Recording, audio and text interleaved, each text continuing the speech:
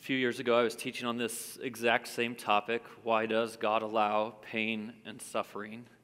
It's a topic that I try to come back to often enough because I know it's one of the biggest questions of life and faith, especially for people who are struggling through life and struggling with God. And our church desires to be the kind of place where we can sort these things out together. So when I was teaching on this topic in that particular series, I had arranged it so that instead of teaching for 30 minutes on a series of difficult questions, I'd teach for 20 minutes, and then I'd take 10 minutes of question and answer from the audience. And we had set it up so that people could text their questions in, they would go to the booth, and then those questions would just come up on the screen, and I'd see them and try to answer them. And I'll never forget this particular service where I had done my best to describe the nature of God and framework for understanding pain and suffering, and I'd made it through most all of the questions and honestly was feeling fairly good about it, that they had given a sufficient answer, if not a complete answer.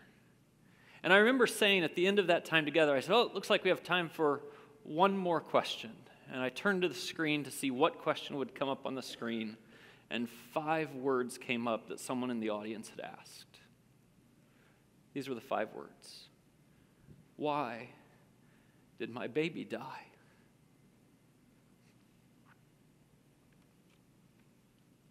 Why did my baby die? And I only had one answer, at least only one honest answer, and that is, I don't know. I don't know. And it reminded me in a really powerful way that day that while there is room for a theological explanation and trying to understand a framework for the nature of who God is, his interaction with the world, and the pain and suffering that we feel, that fundamentally this is not just a theological question. It's always a personal one. And all of us, to some degree, are searching for personal answers. Listen, I'm a pastor.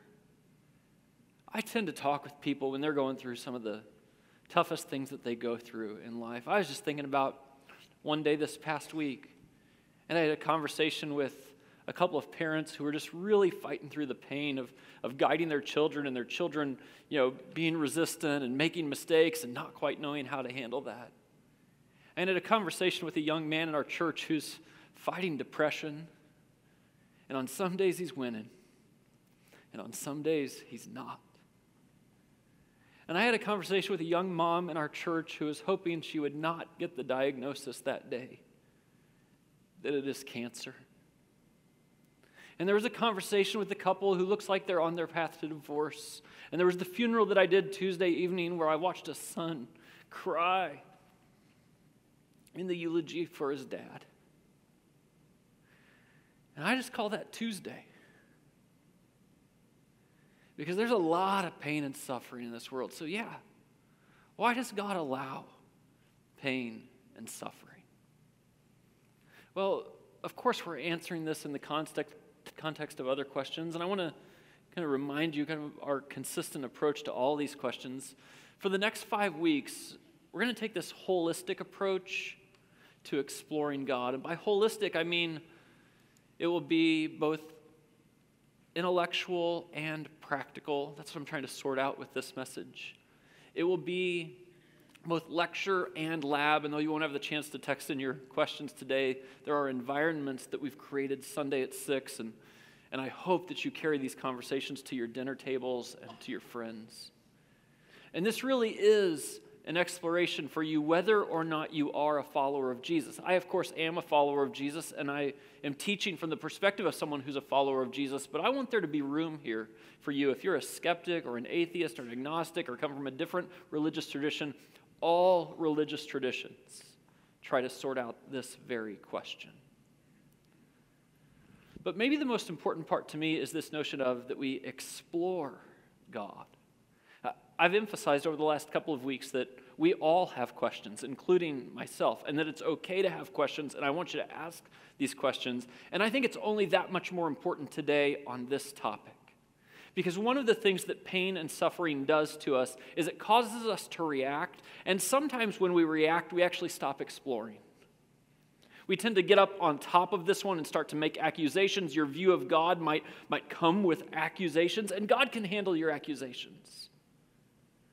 But it is with a certain humility that we can explore God, that we can ask God why and try to sort this out and see what answers there are, even if I can't promise you perfect answers. When we explore this, I quickly acknowledge that there are formidable reasons why people really struggle with the nature of a good and all-powerful God and reconcile that with the pain and suffering of our world. It goes something like this. If God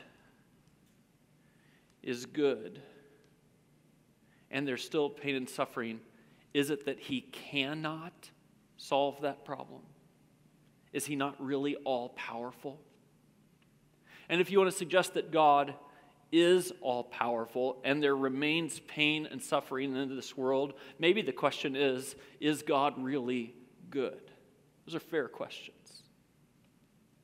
Whenever I have this conversation, I always want to explore some elements that I think help us also with some of those questions.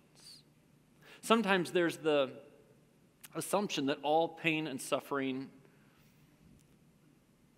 has no value at all. That it actually doesn't serve a purpose in our lives to move things from worse to better or to shape you in a way that is healthy, when actually I think that it does. And then there's the question about God and how he wanted to set this world up and create us. And I ask you to imagine this thing that I believe is true, that God is ultimately in control. But that does not mean he's in control moment by moment by moment, because he chooses to yield that control to us. And if you can think of God's sovereignty in that way, and that he's ultimately in control, but he yields moment by moment decisions to us, what it means is that we will experience pain and suffering in the moment by moment experiences of life, but that ultimately he will draw this to a close so that in the end, things will be made right. And so I want to ask this question from a few different perspectives. Let's start with just an intellectual perspective. The intellectual question, I think, is what is going on in brokenness? Now, I'm going to use the word brokenness today to think about pain and suffering. Brokenness is the heartache, it's the angst, it's the uncomfortableness, it's everything that's wrong, it's the shame, it's all that we feel out of this world that's not right. And I think this is a big question. What is going on with that brokenness? A lot of times I'll use this chart, and I'm actually not going to walk across the stage like I usually do when I put this chart up, but I want to think about this chart not so much today from the storyline that I almost always give you when I describe it from beginning to end, but just to look and say, actually, brokenness is part of this story. How does that fit in to what God is doing? And I think it's actually very important to say what came before brokenness and what comes after it. If you ask what came before brokenness, if brokenness is the pain and the heartache and the suffering, the very technical answer to that question is sin. Sin, the rebellion against God, the choice to do things our way instead of God's way, is actually what introduced pain and suffering and brokenness into the world. And if you want to ask the question, what came before sin? What you'll find is that God had created a world, and he had human beings in this world to whom he gave a free will, the will to choose to honor him or rebel against him. And it's out of this first sin of Adam and Eve that we actually get great understanding about the brokenness of the world. I was actually just worshiping at Suncrest one weekend when Dan Donaldson was preaching a couple of years ago, and I remember him describing all the things that are going on in this story of Adam and Eve that help us to see how much this brokenness just floods our lives. I actually wrote all these down because I think this is so powerful. In the story of Adam and Eve, you see this first rebellion against God introduce a psychological brokenness. It's the brokenness that's internal to each of us. Adam and Eve felt shame. There was something that was actually going on inside of them that now was not right. It was off. And whenever you think about your own self-consciousness or your lack of self-esteem or what's going on inside of you, that's part of the brokenness. There was this spiritual brokenness where the connection with God, where they before just spoke freely, now had distance between it. And Adam tried to hide from God because our relationship with God was broken in that moment. There was the sense of relational brokenness. And all of a sudden, Adam and Eve, this community that was there, now started to blame one another. And it's been happening ever since then. And it starts to create gaps in our relationships with one another. And it's marked by betrayal and lies and eventually divorce and lawsuits. That all started right there. There's an environmental brokenness. And most followers of Jesus, I think, underestimate the value that God puts on his creation, on planet Earth and the universe itself. But the scriptures tell us that when Adam and Eve sinned, it brought brokenness even to creation. That now creation would have to be worked by the sweat of the brow, and there would now be weeds and thistles and eventually tornadoes and hurricanes. In fact, the New Testament tells us that the whole earth remains groaning because of this brokenness. And there was even this physical brokenness. That from the time that Adam and Eve sinned, their bodies began to break down. And eventually, they died. Where does this brokenness come from? It comes out of this created world that once was just the way God wanted it to be, but experienced a rebellion and now was no longer the way God wanted it to be. What comes after brokenness? Well, in the story of God, what comes after brokenness is God's work to end brokenness. Brokenness is the spot in the story that is not the way God wanted it to be, and then God constantly works to make it not that way any longer. Redemption helps us reconcile ourselves with God, and then the restoration is us looking at all the broken parts of this world, all the shame and suffering and pain, and saying, nope, followers of Jesus, our mission in life is to be part of the solution to that. And so that's all going on when you ask the question, why brokenness? Now, let me answer it in a few very specific ways, because I think are common misunderstandings. God is allowing things on earth that are not what he wants. Now, this is sometimes difficult for people to get their minds around because God is all-powerful, and yet he allows things to happen here that are not what he wants. Now, there are well-meaning Christians who say very dumb things from time to time. And sometimes when well-meaning Christians say dumb things, they make this very confusing for people. Have you ever heard a well-meaning Christian say something like this after something horrible happened? They'll say, well, it must have been God's will. Well, it must have been God's will. I had so many conversations after 9/11 happened, and people looked at the situation and they said, well, it must have been God's will. I'm like, no, that was not God's will. That was not what God wanted. What happened were there were human beings who made awful and ugly decisions that brought about pain and suffering. When someone says, why did my baby die? If your answer is, well, it must have been God's will, I'm going to suggest you're wrong about that. God allows things that are not what he wants. And we know this because when Jesus is on the earth and he prays to the Father, to his own Father, one of the things he asks for his experience on planet Earth is this. He says, your will be done on earth as it is in heaven. He's saying, Father, this earth is nothing like what you want it to be. Your will is not being done here. I'm asking you to bring redemption and restoration to this world. What's going on in the midst of brokenness? Well, God's being a father. That's what's going on in brokenness. God himself is relational. He is love. And I know people sometimes look at that and say, well, if God is Father, why wouldn't he just prevent all this brokenness in the world? But you do have to stop and think about it a little bit to say, how would he actually do that? Well, there's some ways he could have prevented it had he chosen to. He could have created robots. That was one of the options. It was possible. But God is a father. He doesn't want robots. And actually, I think it's maybe more easily understood for us today that a lot of us who have at least made this stage to adulthood, like, you could have had robots too. You could have. I mean, you can get things to get your stuff done. But we want people. We want sons and daughters knowing that they may or may not express love back to us. We desire that. We are relational beings. He didn't want machines. He wanted people who would love him and who had the choice not to.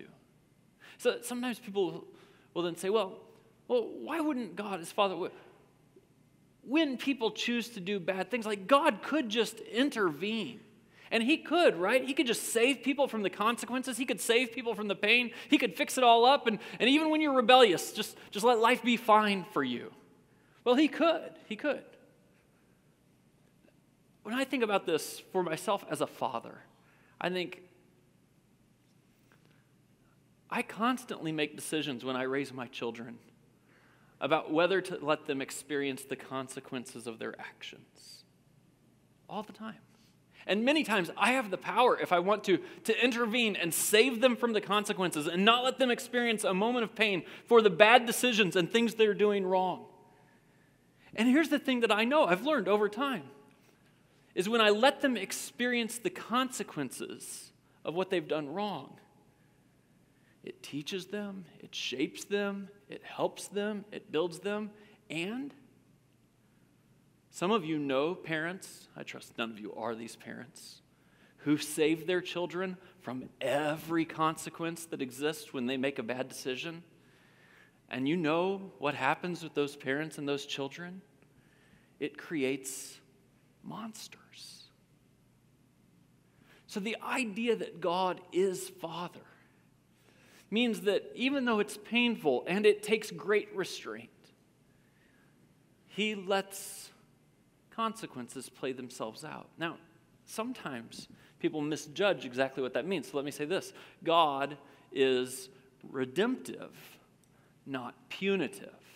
God is redemptive, not punitive. There was something going on in Jesus' day, and I think it still goes on today. I hear this conversation from time to time where people kind of imagine like, oh, if you're going through something tough, if something's bad, something happened to you, you got sick, something like that, maybe God's punishing you for what you did wrong. Have you ever thought that way? Have you ever added up in your mind like, oh, God, why is this happening to me? Is it because of something I did?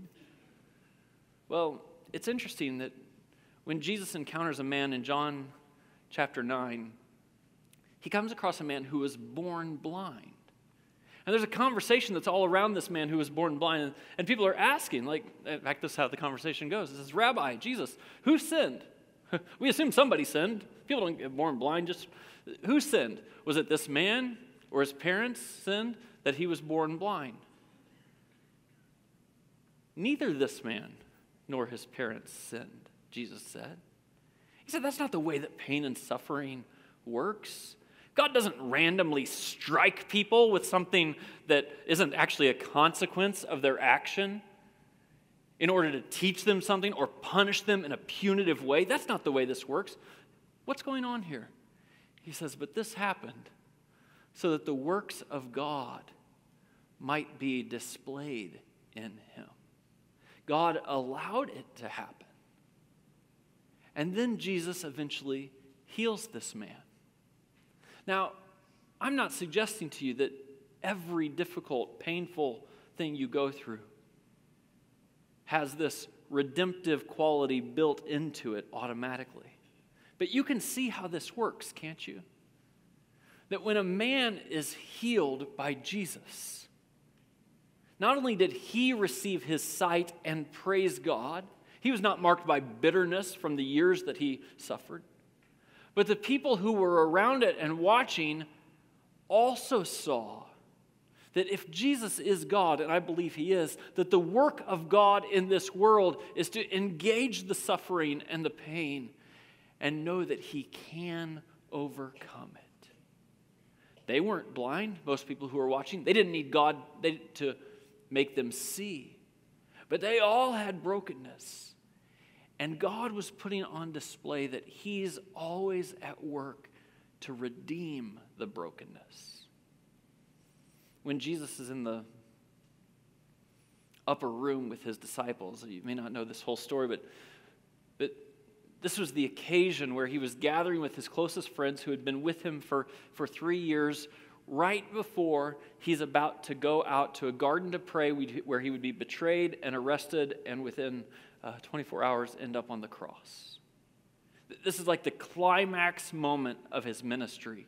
People had seen him suffer many things. People had seen him do miracles. People had seen him teach. He was just told all of his followers that he was getting ready to leave them, and they were scared out of their gourd. And in the very last words that he says to them in this gathering, this is what he describes. He says, I've told you these things so that in me you might have peace. Listen, you're going to face all kinds of things. You're going to face pain and suffering. There's going to be things that aren't right. There's going to be injustice. That is what is coming. I've told you all these things so that in me you may have peace. In this world, you'll have trouble. This is the broken world that we live in. It's the collateral damage and it's the self-inflicted wounds of all the choices everyone is making all the time that aren't in alignment with the guidance God has given us. In this world, you'll have trouble, but take heart. I have overcome the world. And then he says a prayer. And actually in this prayer, get this, it's where Jesus says to the Father, if it's possible, let this cup pass from me.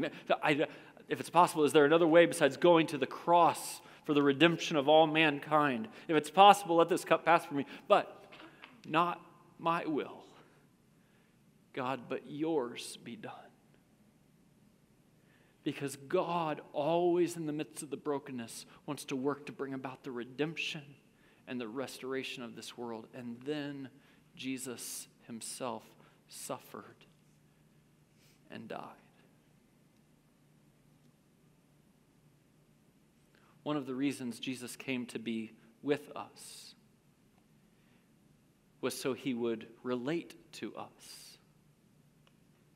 One of the reasons that he went to the cross, beyond just his love to take on your sin and my sin, is the idea that he wanted us to know that he's walked through what we've walked through. He's walked through beyond what we've walked through. He walked through all the way to his death.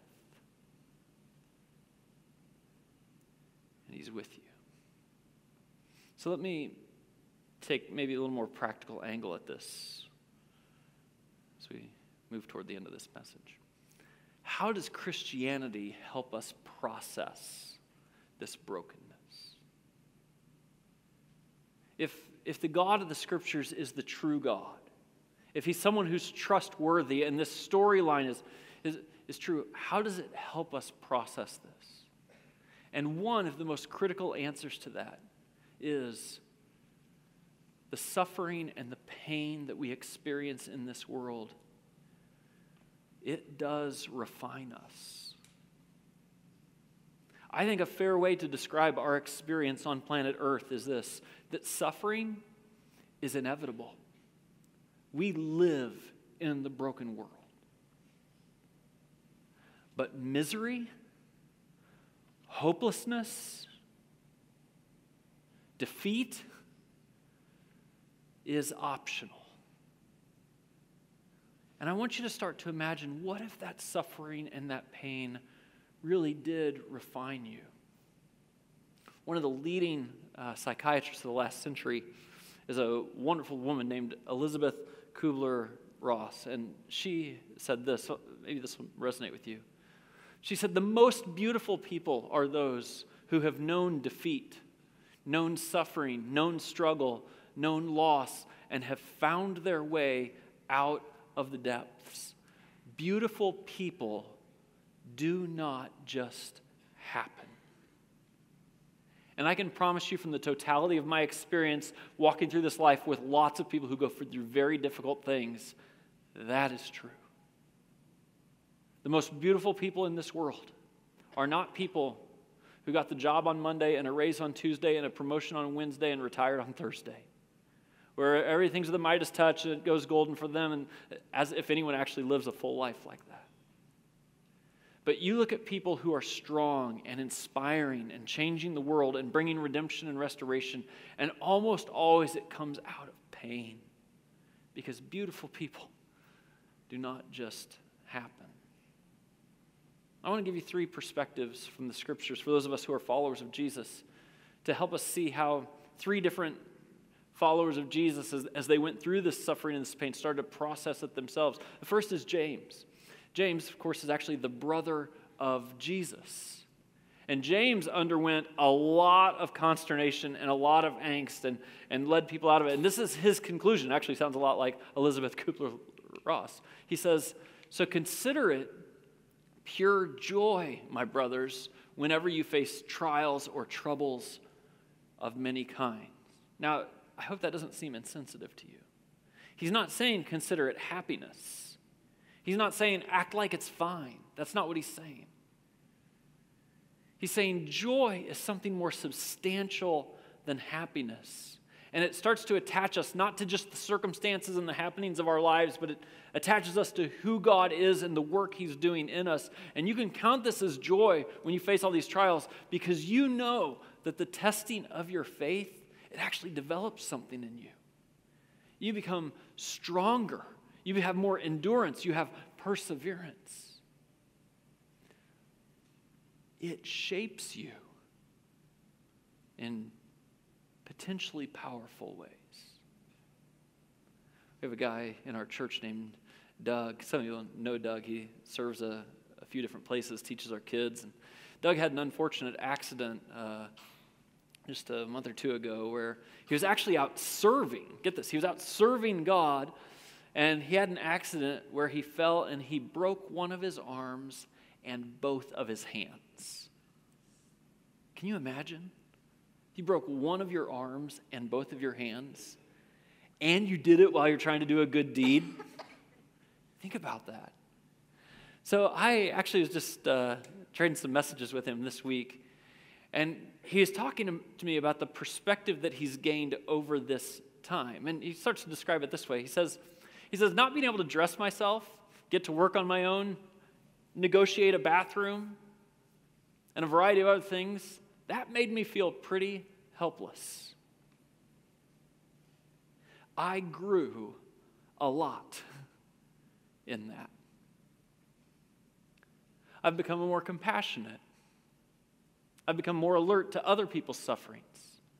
I see other people differently now, in a way that he never would have without going through the pain and the suffering. He ended it like this. He said, recently, somebody posed the question to me, why did God do this to me? And to be honest, I was kind of angry about this to begin with, particularly since I was on a mission of mercy to begin with. But I think the real question for me, though, is this. Why did God do this for me? Now, that's remarkable. But Doug is a follower of Jesus who has seen how Jesus' suffering shapes him and allowed the suffering to shape him, and he actually was refined. He grew through it. The Apostle Paul, who once caused great suffering to Christians and then had a transformative experience with Jesus himself, and then did everything in his power to share the message of redemption. One of the things you get when Paul describes his life is all the times that he was in prison, all the times that he was shipwrecked, all the times that he was left for dead, the times people tried to stone him. I mean, this life was not a cherries and blossoms life. It's very difficult. And in the midst of his pain and in the midst of his suffering, he says something that there have been some moments in my deepest pain and my deepest suffering where I thank God Paul wrote these words. Maybe they'll resonate with you. He says, we are hard pressed on every side. Like I can feel it. Like it feels like the walls are closing in on me. But we're not crushed. We're perplexed. Like, I can't quite figure it all out. I can't understand what's going on. Like, I can't see the point. I'm perplexed, but not in despair. We've been persecuted. We try to stand for what we believe and what is right, but we have not been abandoned. God has not abandoned us. Been struck down, but not destroyed. Do you hear what he's saying?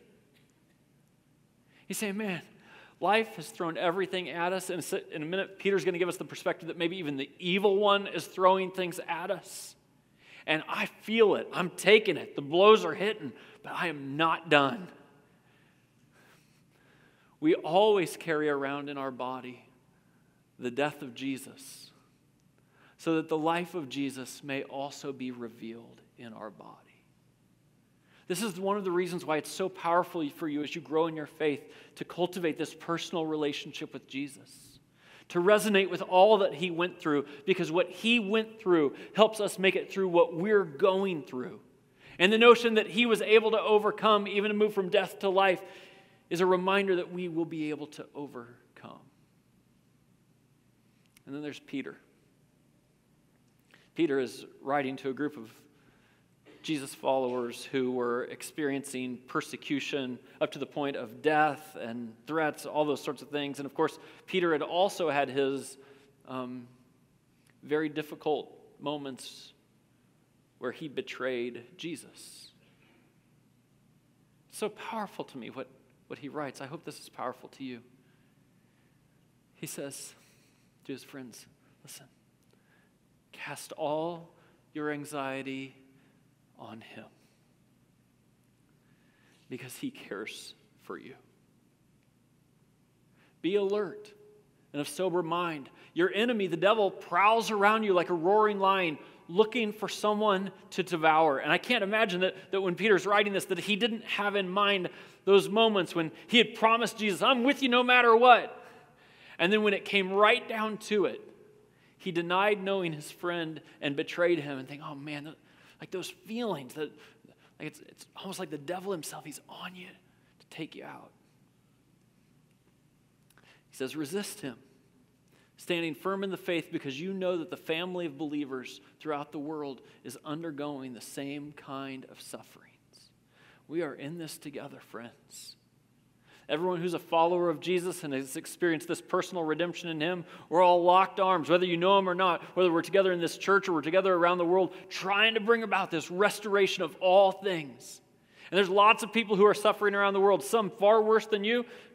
We're in this together. And he says, and the God of all grace, who called you to his eternal glory in Christ, after you have suffered for a little while, will himself restore you and make you strong and steadfast and firm. He says this restoration of all things, this eternal glory that we will have in Christ, it's coming. And sometimes that means for our entire earthly existence and the day-by-day decisions that get made and the control of this world that God has handed over to us, it can be very painful. But God is ultimately in control, and he will ultimately, for those who trust him, put the world back to the way he wants it to be. I know that's difficult while we live on this earth. When I was young, I had a cousin who was 8 years old who died. I hated it. People ask me about their babies dying and walking through all this tough stuff. And it does create a miserable life sometimes on planet Earth. But if we could lift our eyes up to explore this God who is our Father and who loves us, he would say, I know. You only got eight years with your cousin. You only got 8 days with your baby. It was too short here. But there's a day coming when all things will be restored and you'll have forever and ever with them and with me. I pray we can hold on to that hope I want to pray for that right now. God, thanks for your goodness to us. That you're with us in the midst of our pain and our suffering.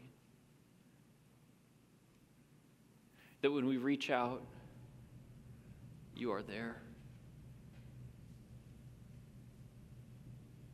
That we can cast all our cares, all of our anxieties upon you, and you'll receive them. And God, I pray that we all are able to not just remember, but actually experience the promise of Jesus.